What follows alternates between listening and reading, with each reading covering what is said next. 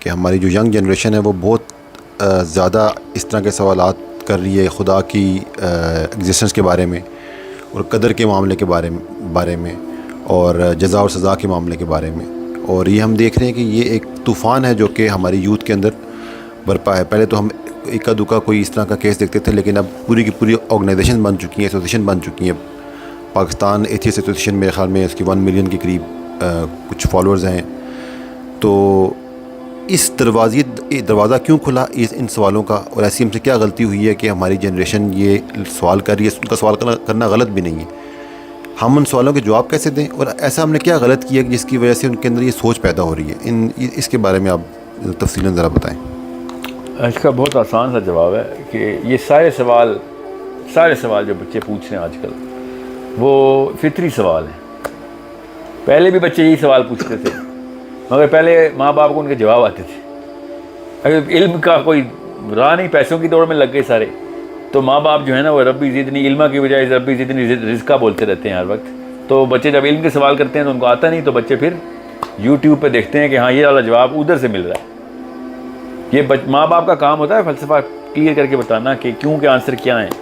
نااہلوں کے بچے ہیں وہ جو لوگ اس طرف جا رہے ہیں، لا وہ نااہل ہیں یا لاپرواہ ہیں، پتہ ہی نہیں ان کو کہ بچے کو فلسفے کے اوپر ٹرین کیسے کرنا ہے. میں آپ کو آسان کر کے بتاؤں، اگر ایک پورے علاقے میں کوئی سپرویژن نہ ہو، ایک بچہ چھوڑ دیا جائے کھلا، تو سوال اس کے ذہن میں وہی آتے ہیں جو آج کل کے پاکستانی ایتھیسٹک مائنڈ سیٹ کے بچے کر رہے ہیں. جنون سوال ہیں، وہ بالکل ٹھیک سوال ہیں.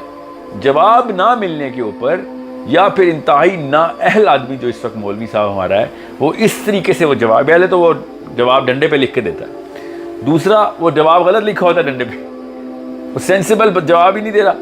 ایک تو ہمارے علماء کرام جو ہے نا وہ کنٹمپریری اسکالرشپ کو کاؤنٹر نہیں کر رہے صحیح طریقے سے مین سٹریم میں آ کے، اور جو انہوں نے چھوڑے ہوئے ہیں مسجدوں میں خطیب کسی بھی فرقے میں، وہ اپنی اینٹیٹی کا سب سے نااہل بندہ ہے. تو جمعہ خطبے میں جب عجیب و غریب قسم کی باتیں سنتے ہیں. میں ابھی ایک ٹرپ پہ گیا ہوا تھا دور ایک گاؤں میں، جمعے کی نماز ہوئی، کشمیر گیا ہوا تھا ایکچولی. میں آپ کو لٹرلی بتاتا ہوں. تو شاردہ میں ہم جمعہ پڑھنے کے لیے رکے، تو وہاں پہ مولوی صاحب نے خطبہ پورا نہیں سناؤں گا آپ کو.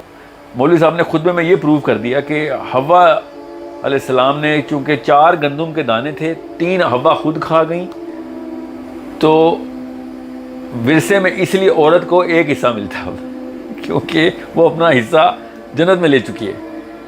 یہ حالات ہوں اگر پاکستان میں مسجد کے خطیبوں کے، تو ان کے بچوں نے جب یوٹیوب دیکھنی ہے تو وہاں پہ دیکھنا ہے کہ فائن مین اور Brian Greenes and Neil deGrasse اس طرح کے سوال کریں. اور ہمارے جو عالم صاحب ہیں وہ اس وقت بتا رہے ہیں کہ جا کے عورتوں کو ڈنڈے مارو، کیونکہ انہوں نے اوپر حصہ کھا لیا ہمارا، 2 دانے بانٹے نہیں، 3 حصے خود کھا گئی، تو اس لیے ان کو دنیا میں سزائیں دو. تو ظاہر ڈسوننس کریٹ ہو جائے گی.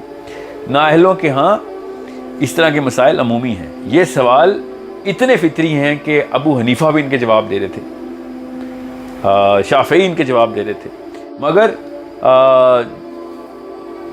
پچھلے کوئی 800 سال کی ہسٹری میں تو دہریوں کے سوال ہمارے پاس ہیں. پچھلے 800 دہریوں نے اللہ کے نبی علیہ السلام سے بھی سوال کیے ہیں. سو دیر از سو مچ ہسٹری. اس کا مطلب ہے ہمارے بچے نہیں پہلی دفعہ کوئی نئے سوال نہیں لے آئے، یا پھر ریچرڈ ڈاکنز کا کوئی کام نہیں ہے اس میں. It is not something new and it is not something which is going to happen for the last time now. یہ ہمارے institution of the masjid is weak, institution of the house is even weaker. That's why ماں باپ بالکل بس لڑکی کی روٹی گول پکانی آ گئی ہے تو شادی کی کوالیفیکیشن ہے. لڑکے نے اگر 20,000 روپے 50,000 روپے تنخواہ لینی شروع کر دی تو شادی کی کوالیفیکیشن ہے. تو شادی اس طرح کی کوالیفیکیشن پہ ہوگی تو بچے پھر پاکستان ایتھیسٹک ایسوسی ایشن کے فاؤنڈر ہی بنیں گے. اچھا، یہ بات تو آپ کی سمجھ میں آ گئی کہ یہ سوال ازل شروع سے ہی لوگوں کے ذہن میں آتے رہے ہیں، حضور صلی اللہ علیہ وسلم کے دور میں بھی تھے. لیکن میرے سوال کا دوسرا ایسا تھا کہ ہم اس کو کیسے روک سکتے ہیں. ایک تو یہ طریقہ کار ہوتا ہے کہ ہم سب لوگوں کو انٹلیکچولی سیٹسفائی کریں، ٹھیک ہے، لیکن اس میں ایک مسئلہ یہ ہے کہ ایک شخص کے ذہن میں جو کہ سوچنے والے ذہن، ظاہری بات ہے جو سوال کرتے ہیں سوچنے والے ذہن ہوتے ہیں، کوئی عمومی سطح کے اس طرح کے لوگ نہیں ہوتے، سوچتے ہیں تو یہ سوال کرتے ہیں. وہ سوال بھی کرتا ہے لیکن اس کو پھر ایسا پلیٹ فارم بھی مل جاتا ہے جس کے ذریعے وہ ان لوگوں کو جن کے ذہن میں یہ سوال نہیں ہوتے ان کے دماغ میں بھی سوال ڈال دیتا ہے. اب یہ ان کی جو اسٹرینتھ میں اضافہ ہو گیا, ٹھیک ہے, کیونکہ وہ جس طرح کہ آپ نے پتہ ہے ہائرارکی میں جو زیادہ تر لوگ ہوتے ہیں وہ فالو کرتے ہیں. تو اگر آپ دہریت کو پروموٹ کریں گے یا ایتھیزم کو پروموٹ کریں گے تو سوچ گیں کہ ہاں سوال تو ٹھیک ہے بھائی, اللہ تعالیٰ نے کیوں بنایا, جزا سزا کیوں ہے, قدر کا معاملہ کیوں ہے. اب وہ پھر ایک قسم کا سوڈو ایتھیس بن جاتا ہے. تو اس کو روکنے کے لیے کیا ہمیں ان سب کو انٹلیکچولی سیٹسفائی کرنا چاہیے, یا میرے ذہن میں جو دوسری بات آتی ہے کہ اللہ تعالیٰ نے دین اسلام کو قائم کرنے کی بات کی ہے, تو جب اگر ایک جگہ پہ ریاست میں اسلام قائم ہوگا تو کم از کم وہاں پر ان لوگوں کو پروپوگیٹ کرنے کی اجازت, ان کو جواب دیں جو سوال کرنے والا ہے, لیکن ان کو دہریت پھیلانے کی اجازت نہ ملے. تو اس کو روکنے کا صحیح طریقہ کیا ہے, یا پیرلل میں دونوں کام کرنے, انٹلیکچوئل سیٹسفیکشن, لاجیکل آرگیومنٹ, قرآن کے ریفرنسز, ٹھیک ہے, دلیل, یا دوسرا کام ساتھ یہ بھی ہونا چاہیے کہ یہ کم از کم پروموٹ تو نہ کر سکے نا اس فالس عقیدے کو, عوام کو بھٹکائے نا. بات درست کی آپ نے کہ دین نافذ تو کرنا پڑے گا, یہ معاملہ خود ہی ختم ہو جائے گا دین نافذ ہو تو. مگر ہمارے پاس اینڈ آف ٹائمز کی حدیث موجود ہیں, ہم نے ابھی اگلے کچھ سالوں تک تو کچھ دین نافذ کرنے کا معاملہ نہیں نظر آتا. تو جو رہی بات باقی کا جو ہائرارکیکل میٹرکس ہے وہ پروپیگنڈا یہ پھیلائی یہ رہا ہے, تو ظاہر ہے پھر ہم تک پہنچے گا تو آگے سے کوئی روک تھام کے بھی کوئی وہ نہیں ہے. اتنی آسان سی بات ہے کہ اگر ایک پاکستان میں یا ایون مکہ کے اندر بیٹھ کے بھی ایک ایتھیسٹ اپنی پروپیگنڈا کرنا چاہتا ہے تو وہ کر سکتا ہے سوشل میڈیا پہ.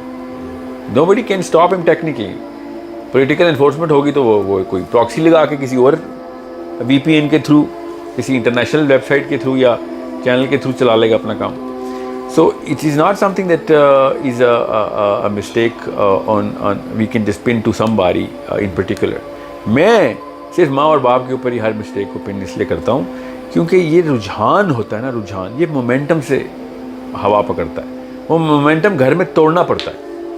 کیسے؟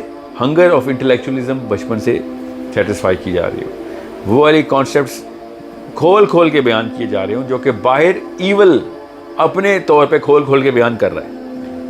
میں نے کئی دفعہ کہا ہے کہ اگر ایک بندے کو اور ایک خاتون کو 30 سال بعد کے دنیا کے پولیٹیکل اور تھیولوجیکل ایشوز کا نہیں پتہ تو ابھی شادی کی عمر نہیں ہوئی آپ کی, آپ بچہ نہیں پیدا کریں گے. سوری, اب ہمارے دور میں جتنا بھی ایتھیسٹک معاملہ ہے جو بھی آگ پکڑی ہے, یہ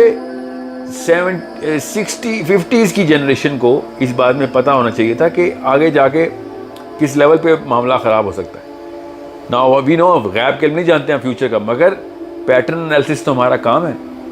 ہم بچوں کی پرورش کرتے ہیں کس بیس کے اوپر ہیں؟ اپنے دور کے لیے کرتے ہیں. میرے بیٹے نے میرے دور کا وقت تو نہیں دیکھنا, اس نے اپنے دور کا وقت دیکھنا ہے.